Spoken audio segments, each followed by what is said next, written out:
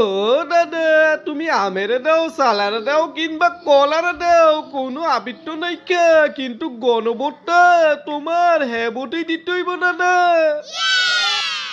না না না না নাতি, কখনোই আমি গণভোট হ্যাঁ ভোটে দিতে পারবো না।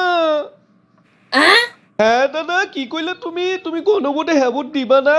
কি কইলে দাদা? ওই দাদা, আমরা আন্দোলন সংগ্রাম করছি সমস্ত জুলাই মাসে, তুমি আমাকে সাপোর্ট দিছো, আমার যাইতে উৎসাহ দিছো, তুমি হাসিনার বিরুদ্ধে ছিলা, এখন তুমি গণভোটে হ্যাঁ ভোট দিবা না কেন দাদা?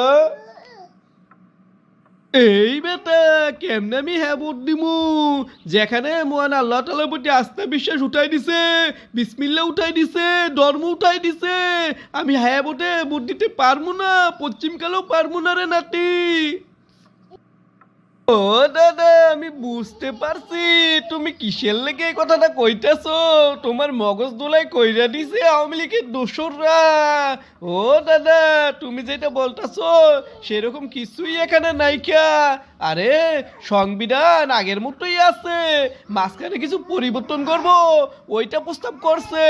মহান আল্লাহ তাআলার প্রতি আস্থা বিশ্বাস বিসমিল্লাহ যেরকমের ছিল সেরকমই আছে। এই নাতি, সত্যি নাকি তুই ভোট পাওয়ার লেগে এই কথা কইতেছস? ও দাদা, সত্যি নাকি? সত্যি না হইলে আমি কি গণভোটে হ্যাঁ ভোট দিতাম নাকি?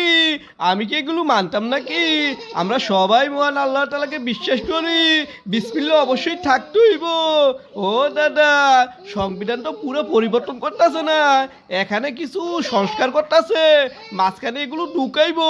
প্রথমে যে বিসমিল্লাহ, আল্লাহর প্রতি আস্থা ভরসা, এগুলো সব যেমনেটা এমনিই আছে দাদা।